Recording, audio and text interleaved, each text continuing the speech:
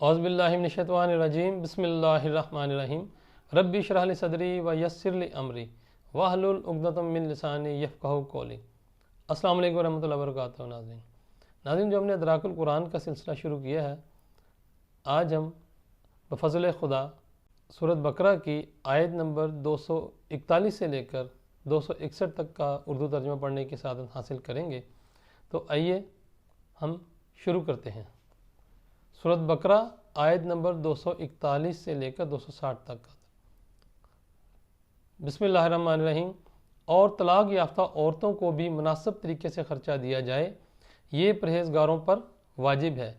اسی طرح اللہ تمہارے لیے اپنے احکام واضح فرماتا ہے تاکہ تم سمجھ سکو۔ اے حبیب، کیا آپ نے ان لوگوں کو نہیں دیکھا جو موت کے ڈر سے اپنے گھروں سے نکل گئے، حالانکہ وہ ہزاروں کی تعداد میں تھے، تو اللہ نے انہیں حکم دیا مر جاؤ، سو وہ مر گئے، پھر انہیں زندہ فرما دیا۔ بے شک اللہ لوگوں پر فضل فرمانے والا ہے، مگر اکثر لوگ اس کا شکر ادا نہیں کرتے۔ اے مسلمانوں، اللہ کی راہ میں قیام امن اور تکریم انسانیت کے تحفظ کے لیے جنگ کرو، اور جان لو کہ اللہ خوب سننے والا اور جاننے والا ہے۔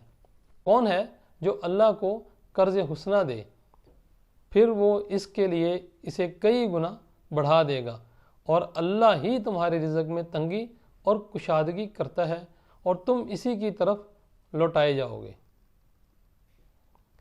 اے حبیب، کیا آپ نے بنی اسرائیل کے اس گروہ کو نہیں دیکھا جو موسیٰ علیہ السلام کے بعد ہوا، جب انہوں نے اپنے پیغمبر سے کہا کہ ہمارے لیے ایک بادشاہ مقرر کر دیں تاکہ ہم اس کی قیادت میں اللہ کی راہ میں جنگ کریں؟ تو اس وقت کے نبی نے ان سے فرمایا، کہیں ایسا نہ ہو کہ تم پر قتال فرض کر دیا جائے تو تم قتال ہی نہ کرو۔ وہ کہنے لگے، ہمیں کیا ہوا ہے کہ ہم اللہ کی راہ میں جنگ نہ کریں، حالانکہ ہمیں اپنے گھروں سے اور اولاد سے جدا کر دیا گیا ہے۔ سو جب ان پر ظلم و جارحیت کے خلاف قتال فرض کر دیا گیا تو ان میں سے چند ایک کے سوا سب پھر گئے، اور اللہ ظالموں کو خوب جاننے والا ہے۔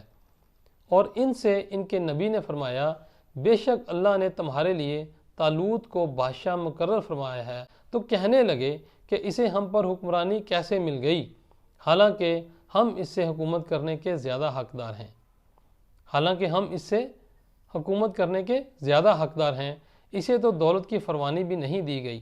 نبی نے فرمایا، بے شک اللہ نے اسے تم پر منتخب کر لیا ہے، اور علم اور جسم میں زیادہ کشادگی عطا فرما دی ہے، اور اللہ اپنی سلطنت کی امانت جسے چاہتا ہے عطا فرما دیتا ہے، اور اللہ بڑی وسعت والا خوب جاننے والا ہے۔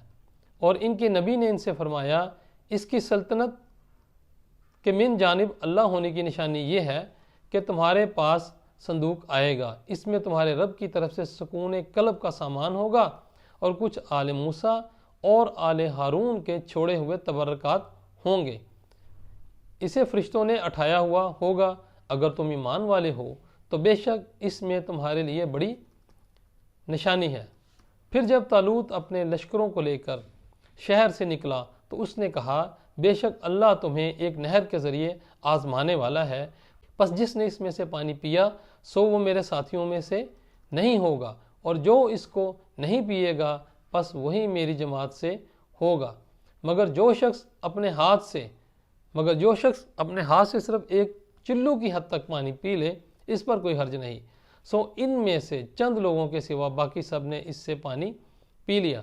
پس جب طالوت اور ان کے ایمان والے ساتھی نہر کے پار چلے گئے تو کہنے لگے، آج ہم میں جالوت اور اس کی فوجوں سے مقابلے کی طاقت نہیں۔ جو لوگ یہ یقین رکھتے تھے کہ وہ شہید ہو کر یا مرنے کے بعد وہ اللہ سے ملاقات کا شرف پانے والے ہیں، کہنے لگے، کئی مرتبہ اللہ کے حکم سے تھوڑی سی جماعت خاصی بڑی جماعت پر غالب آ جاتی ہے، اور اللہ صبر کرنے والوں کو اپنی میت سے نوازتا ہے۔ اور جب وہ جالوت اور اس کی فوجوں کے مقابل ہوئے تو عرض کرنے لگے، اے ہمارے پروردگار، ہم پر صبر میں وسعت ارزانی فرما اور ہمیں ثابت قدم رکھ اور ہمیں کافروں پر غلبہ عطا فرما۔ پھر انہوں نے ان جالوتی فوجوں کو اللہ کے امر سے شکست دی اور داؤد علیہ السلام نے جالوت کو قتل کر دیا، اور اللہ نے ان کو یعنی داؤد علیہ السلام کو حکومت اور حکمت عطا فرمائی اور انہیں جو چاہا سکھایا۔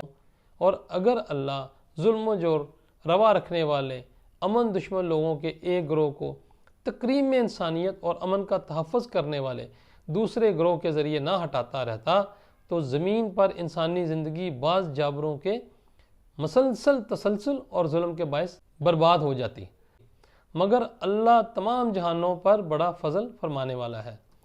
یہ اللہ کی آیتیں ہیں، ہم انہیں اے حبیب آپ پر سچائی کے ساتھ پڑھتے ہیں، اور بے شک آپ رسولوں میں سے ہیں، اور بے شک آپ رسولوں میں سے ہیں۔ یہ سب رسول جو ہم نے مابعوث فرمائے، ہم نے ان میں سے بعض کو بعض پر فضیلت دی ہے، ان میں سے کسی سے اللہ نے براہ راست کلام فرمایا اور کسی کو درجات میں سفر فوقیت دی، یعنی حضور نبی کرم صلی اللہ علیہ وآلہ وسلم کو جملہ درجات میں سب پر بلندی عطا فرمائی، اور ہم نے مریم کے فرزند حضرت عیسیٰ علیہ السلام کو واضح نشانیاں عطا کیں، اور ہم نے پاکیزہ روح کے ذریعے ان کی مدد فرمائی۔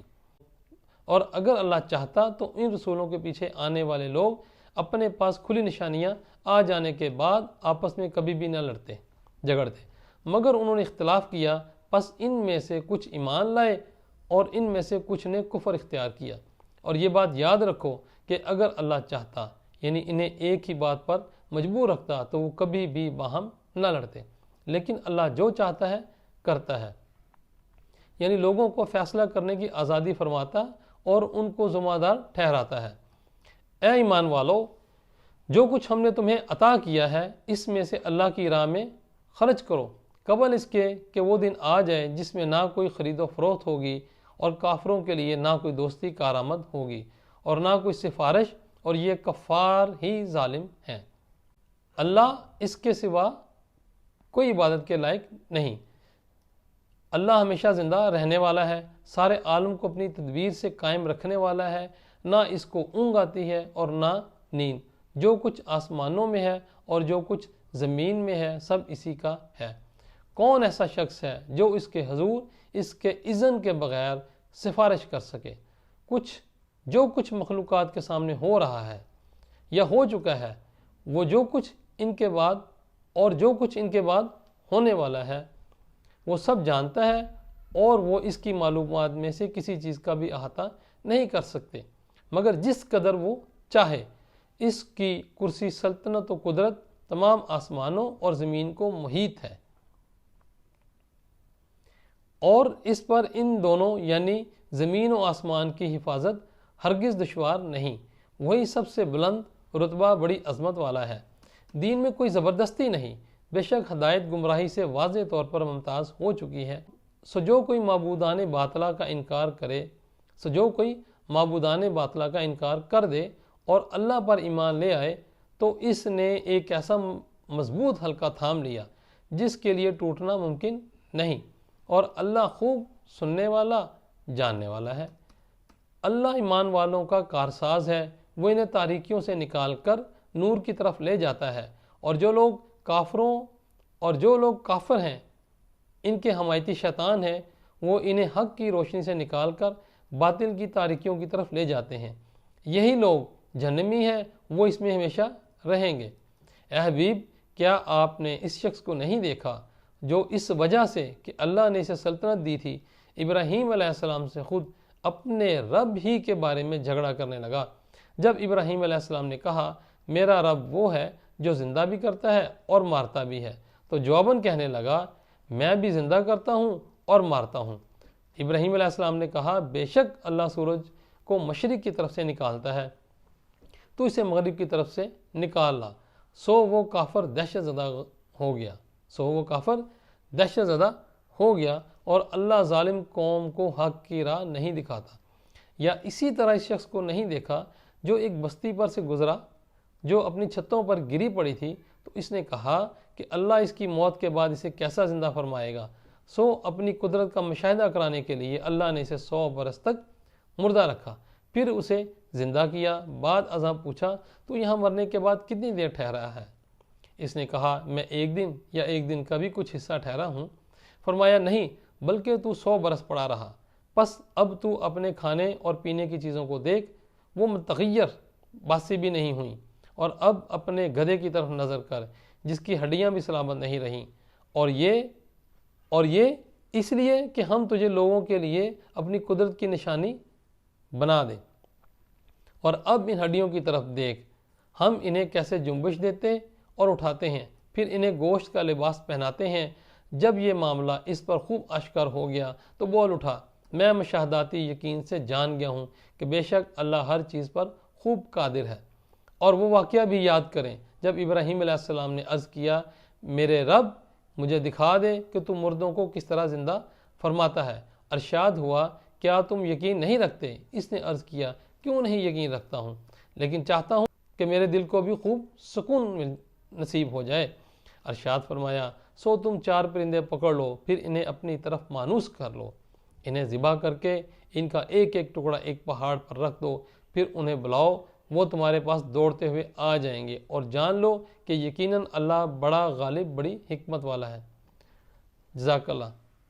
ناظرین، آج ہم نے سورۃ بقرہ کی آیت نمبر 241 سے لے کر 260 تک کا اردو ترجمہ پڑھنے کی سعادت حاصل کی ہے۔